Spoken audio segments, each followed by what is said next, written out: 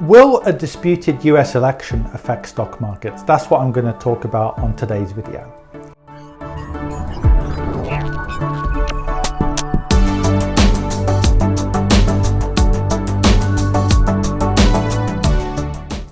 Now, it's amazing if you've been doing what I've been doing for any length of time, especially say a period of 5 or 10 years or much longer.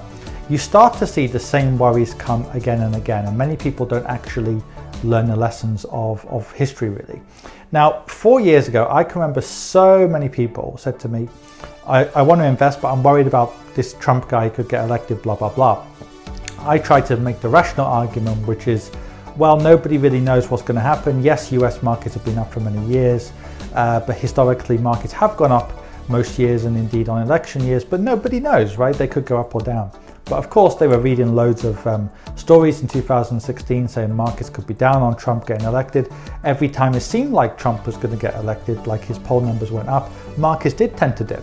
So they had some logical reason why, and people said, oh yeah, markets have been going up for 7 years now since 2008-9. I think that sounds familiar, right? And what's ironic is now, 4 years later, you hear the same arguments. Well, what happens if such and such gets elected? Oh, markets have been going up for so many years now.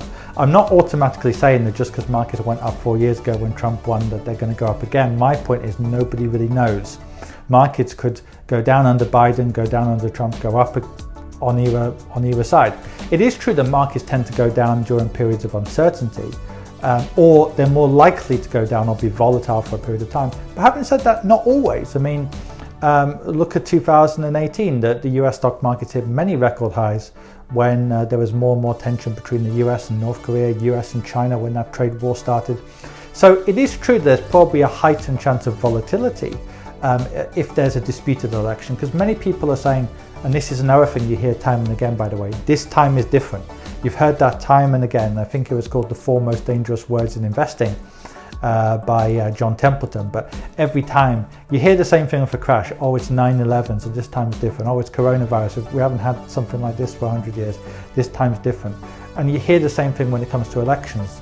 Like 4 years ago, people said, oh, yes, historically, US presidential elections might have not affected markets, but this time is different because we've never had a situation like this before. Someone like Trump with no political experience, of course markets will go down if he gets elected, at least for a few months. It didn't happen. This time a lot of people say, oh yeah, well this time is different. I know 2000 there was a disputed election where Bush and Al Gore, well, nobody knew who was going to win for weeks or months, but this time is different because it's in the middle of the pandemic, blah, blah, blah. So this would be truly different. And you hear the same arguments time and time again. And believe me, you'll hear the same arguments again. Imagine if markets crash after the US election, or they soar in value, there will always be stories from the media. And for sure, if markets even go down a little bit, because let's say Trump or Biden don't concede 1 or 2 days after the election, you'll definitely hear the media speculating, saying, oh, yes, markets might have not gone down in 2000 during the disputed election, but this time is different. What I would say is nobody really knows, right? I would just stay diversified, stay long term, don't read the media, and don't really worry, because anything could happen. And we've seen this this year as well with how markets have reacted to the coronavirus. US markets hit record highs in February when the virus was going through China, Korea, Iran and other places.